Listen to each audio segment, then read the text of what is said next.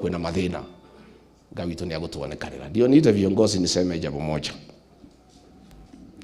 The Honorable Ngeno is my great friend, and he is my political ally and a confidant, and he has been very close to me for a very long time. In Kisumu, he called me before I was hounded out of office, and he told me what William Ruto is planning, and he was very disturbed. And he felt that by Ruto doing what he intended to do, he would destabilize his own government. And I was in Kisumu, he came to see me. And once Ruto learned that he was coming to see me in Kisumu, he sent the National Intelligence Service to bag my room so that he can record the conversation between me and Ngeno. And we had a big discussion, and he told me what he was going through and the way he was being persecuted for fighting for the rights of the Kipsigis people. He told me that a plan had been hatched to remove me from office because I was also fighting for the interests of my community the way he was fighting for his community. And he told me he was opposed to it, and he felt the president would destabilize his own government, which has happened. And he said he would do whatever he needs to try to persuade him. And immediately the recording was taken to William Ruto. He was summoned, and he was thoroughly intimidated, and he was a very worried man. So when it came to the impeachment process, he came to see me and showed me messages that William Ruto had sent him, threatening him that if he doesn't impeach me, he would face dire consequences. And he was crying. He came at 2 a.m. in the morning. And I listened to him, and I told him, the die is cast. Ruto has the numbers, he has bought everybody. Even if you don't sign that impeachment, it will change nothing. Instead of endangering you and your life and your family, just go ahead and sign. He signed with a lot of tears. The same happened to Muhammad Ali, the MP for Nyari. He was also thoroughly intimidated, and he shared me with the messages Ruto was sending them from the United States. Since then, I've been talking to Ngeno, and he has been under a lot of siege from Kipchumba Murkomen and Aaron Cheriot, trying to suppress his ambition to be the leader of the Kipsigis community.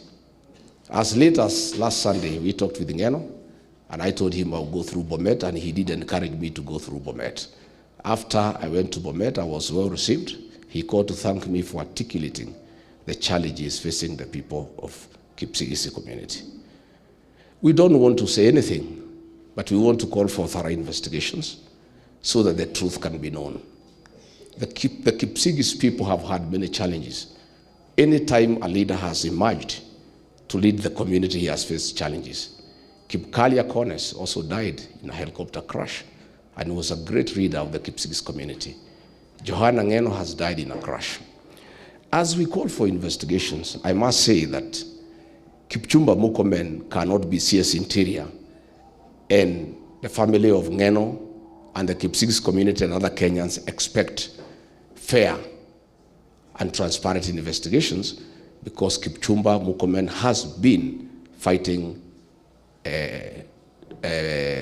Mheshimiwa Ngeno. We want to ask President William Ruto to ask Kipchumba Murkomen to step aside to allow for thorough investigations into the air crash. Alternatively, if the president must keep Kipchumba Murkomen, who is responsible for creating violence in Kenya, the CS Kipchumba and PS Remodomono are responsible for the violence that is going on in the country. They are the ones who are supposed to protect the people of Kenya, but they are the ones unleashing violence. You have seen international criminals who have been slapped with the sanctions by the United States have passports. These passports are being given by Kipchumba Murkomen, threatening the security of the country, the region, and the world.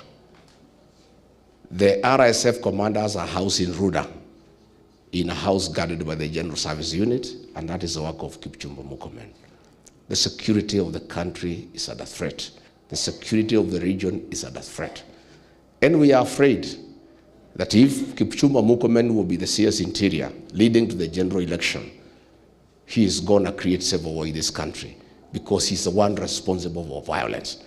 So if William Ruto cannot ask Kipchumba Murkomen to step aside, we ask that we get the Scotland Yard or the FBI to come and carry out independent investigations into the air crash that caused the demise of Johanna Ngeno. We want to send our condolences to his family and the people of Emurudikir and the Kipsigis community and members of parliament. He was a great leader. He had great ideas. I have really lost a great friend, a confidant, a political soulmate, a man we shared many values and who had great ideas for this country. So those are the challenges that we have as a country, but we'll surmount somehow. Kwenda kumunogia na maundu maingi, wenda kumwira mutikamake. Ngai uria tuhoyaga wi muoyo